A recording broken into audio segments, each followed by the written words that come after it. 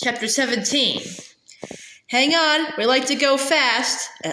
As Kristoff shouted his warning to Anna, he slapped the reins against Sven's neck, urging the reindeer on. Up ahead, the North Mountain rose into the night sky, blocking out the stars and casting long shadows on the woods below. If Anna had stopped to think about what she was doing, she might have been scared, or at least a bit nervous. After all, she was racing toward Elsa on a sleigh of questionable quality with an ice harvester she had just met, but she didn't have time to think. I like fast, Anna shouted back, the wind whipping her long braid behind her and flakes of snow pelting her cheeks. Leaning back on the bench seat, she put her feet up on the dashboard and her hands behind her head. She looked up at Kristoff and smirked, daring him to drive faster. Take that, Mr. Iceman. You're not the only one who is adventurous. I'm all about adventure. Whoa, whoa, he shouted, pushing her feet back to the floor. Get your feet down. For a moment, Anna was surprised that he actually seemed concerned for her safety. But then he added, this is fresh lacquer. Seriously, were you raised in a barn? Then he spit on the dash and shined it with his shirt sleeve. Anna raised an eyebrow. The irony of Kristoff asking if she was raised in a barn was not lost on her. Nor was the spit that flew in her face as Kristoff continued to clean his precious sleigh. Any thinks I have no manners? Ew, she said, wiping her face and giving him a look of disgust. And no, I was raised in a castle. So tell me, Kristoff said. What made the queen go all ice crazy?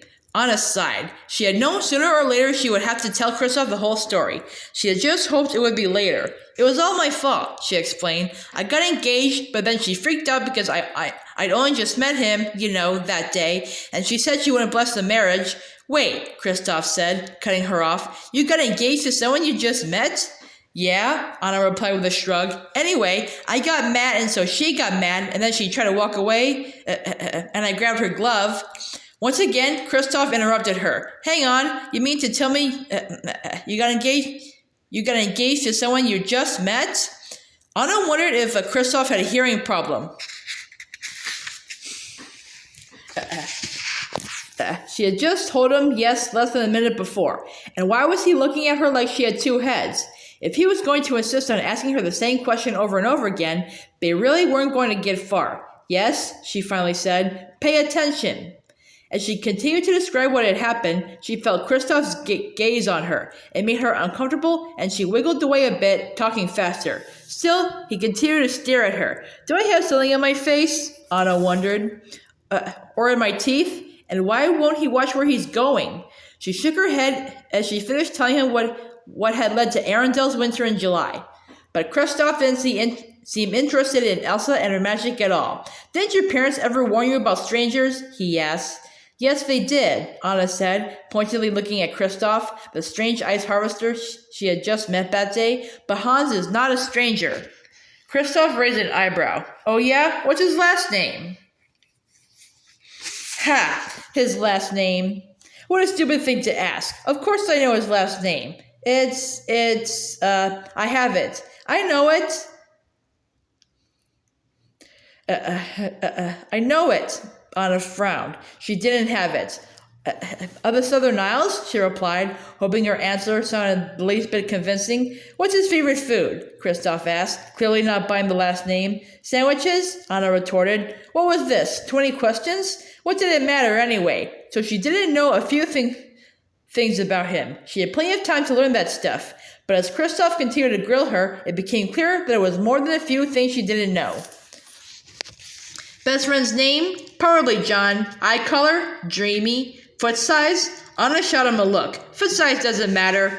Kristoff shrugged. He paused, and for one brief moment, Anna thought maybe he was going to stop with the inane questioning. But then he kept going.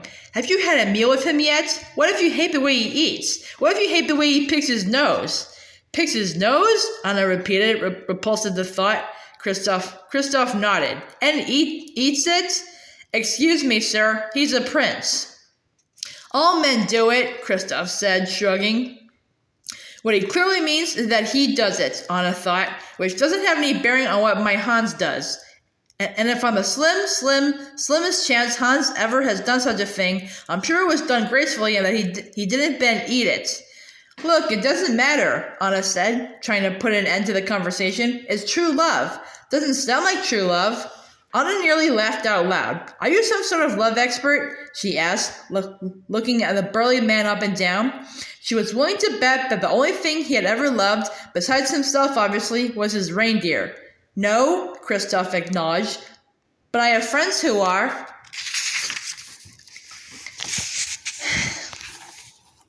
You have friends who are love experts? She said. I'm not buying it. Suddenly, the sleigh began to slow down. Sven's pace grew more hesitant as he raised his head, ears perked and nostrils flared. Stop talking, Kristoff whispered. When she opened her mouth, he clamped his hand over it. I mean it. Shh.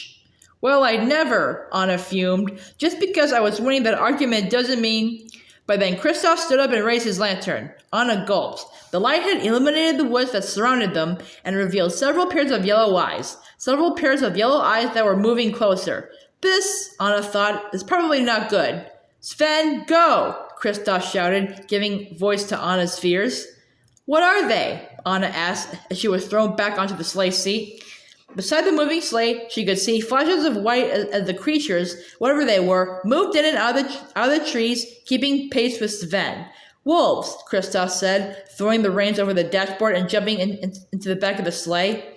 Wolves. Okay, I can't handle wolves, Anna thought. They're just like dogs, only bigger and meaner, and I think they have sharper teeth.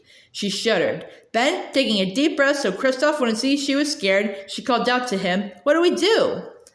The sleigh lurched to the right as Sven swerved, barely avoiding a huge tree stump in the middle of the path. Kristoff was thrown off balance. His arm waved wildly in the air, and for a moment, it looked as if he was going to go flying. Then he steadied himself and shot Anna a stern look. I've got this. You just don't fall off and don't get eaten. But I want to help, Anna protested. No! Kristoff shouted over his shoulder as he rummaged through the sleigh supplies, looking for makeshift weapons. Why not? Because, Kristoff said, I don't trust your judgment. Who marries a man she just met? The words hit Anna like a slap in the face. Kristoff sounded like Elsa. Who did he think he was? Her sister had already made her feel foolish, and now this man-child was acting all high and mighty. And on top of that, he didn't think she could handle herself against the wolves. For a moment, she was too stunned to speak. Then she sat up straight, eager to prove him wrong. Scanning the sleigh, she saw a long lute. It wasn't perfect, but it was made of strong wood and in this situation, could pass for a weapon. Anna looked back up just in time to see a wolf leaping toward Kristoff. With a cry, she drew back the lute and swung. Whoa! Kristoff shouted as the lute whizzed by his head and slammed into the leaping wolf, knocking the creature back down to the ground. He looked over at Anna, surprise on his face. Ha! She wanted to say. Bad judgment? Look whose judgment just saved you. But there was no time to gloat. The wolves were coming at them faster and faster. With a howl, one leaped up and grabbed Kristoff by the sleeve. Anna watched in horror as Kristoff was pulled clear off the sled. Grabbing a torch that had gone flying out of his hand, she raced to the edge of the sleigh and looked over. Somehow, the man had managed to pull free from the wolf and grab hold of a loose rope. Behind him, the wolf that had grabbed him kept coming, determined to get his prize. As Kristoff let out a blood-curdling scream, Anna frantically looked around the bottom of the sleigh.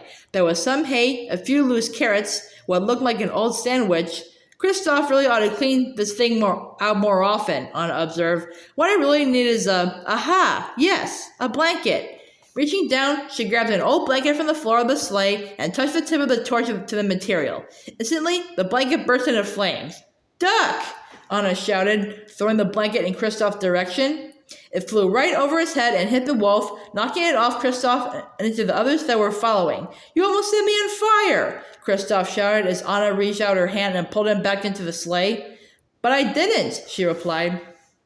Hearing a loud snort from Sven, both Anna and Kristoff turned back to face front. As soon as they did, Anna wished they hadn't. Up ahead, and getting closer by the second, was a massive gorge. It had to be at least 30 feet across, and Anna didn't even want to imagine how far down it went. Anna looked over at Kristoff, hoping he might have some brilliant plan. but he just stared at her blankly. Okay, so we have a gorge, and we have a reindeer. Her mind flashed to the first time she and her horse had jumped over a creek. It had looked so wide and terrifying, and yet after they had leaped over it,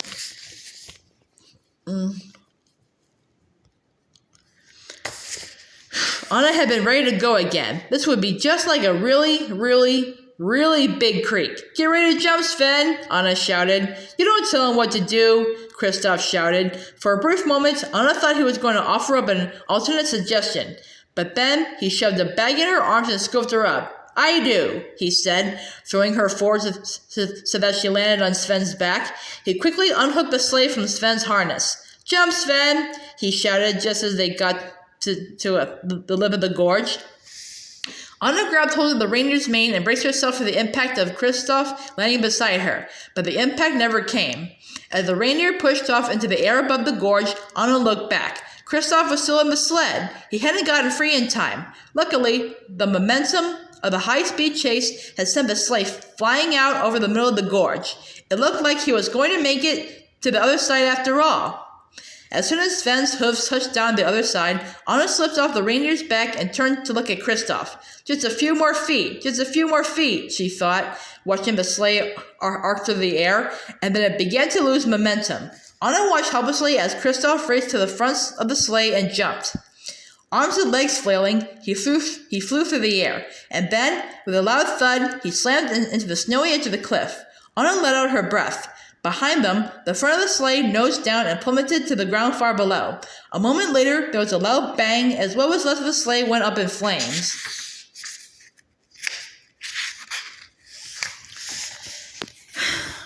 Kristoff looked down and let out a loud groan. But I just paid it off, he said. Anna didn't care. A sleigh was replaceable. Annoying as he was, she was beginning to suspect that Kristoff was not. Looking at Kristoff, Anna realized that his fingers were beginning to slip. If I don't do something fast, he'll be following his sleigh, Anna thought. Quickly, she opened the bag that was still clutched in her hands. Rummaging around, her fingers closed on something metal with sharp points at the end. Pulling the item out, she let out a happy cry. It was exactly what she needed, an axe. Anna's smile broadened as the bag of goodies revealed another prize, a long piece of thick rope. Kachek had been a master escape artist when he was younger, and after his 20th escape, she had asked old Narn, the stable hand, how to make the tightest knot possible. Thank you, Narn, she whispered under her breath now as she began to attach the rope to the axe. Anna's fingers were trembling by the time she completed the knot and checked that it was tight. Satisfied, she ran over to Sven. Okay, buddy, she said, trying to sound confident. I'm going to need your help here. I'm going to tie one end of this rope to you. As she spoke, she began to do just that. And the other end, I'm going to throw to Kristoff. Sound good? The reindeer appeared to nod. Okay then, let's do this. Slipping and sliding her way as close to the edge as she could, Anna took a deep breath. Kristoff, she shouted. A muffled groan sounded from below the cliff's edge. That was all she needed to hear. Pulling back her arm, she began to swing the rope in a circle. The axe whizzed by her ear, narrowly missing her. With each rotation of her arm, it went faster and faster. Finally, with a shout, she let it go. The axe flew through the air and began to fall, the rope ripping through her gloved hands. Anna held her breath as it flew right at Kristoff. There was a pang as the axe made contact with a snow-covered rock, then the rope went taut. Now, Sven, Anna shouted. Behind her, the reindeer began to pull, and pull, and pull harder. With each step he took, the pit of worry that had formed in the bottom of her stomach grew larger. What if the rope wasn't strong enough to pull Kristoff back to safety? What if her knot wasn't tight enough after all? But Anna and Sven made a good team. With the help of a few pulls on the rope, Kristoff clawed his way back over the cliff and onto level ground. With Kristoff safe, Anna peeked over the edge of the cliff to check on the sled. It was completely smashed to pieces and on fire. Everything Kristoff owned was going up in smoke.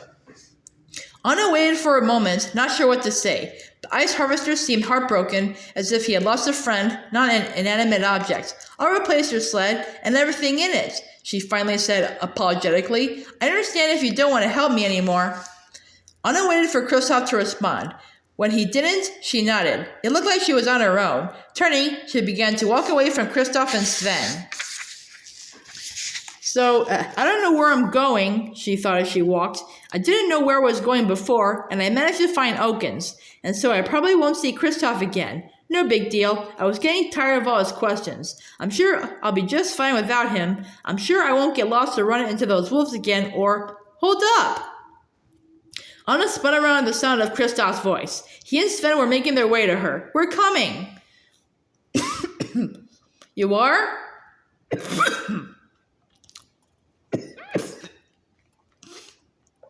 Anna shouted, relief washing over her. She took an excited step toward the pair and then stopped herself. She had gotten Kristoff to agree to take her up the North Mountain by seeming strong and in charge.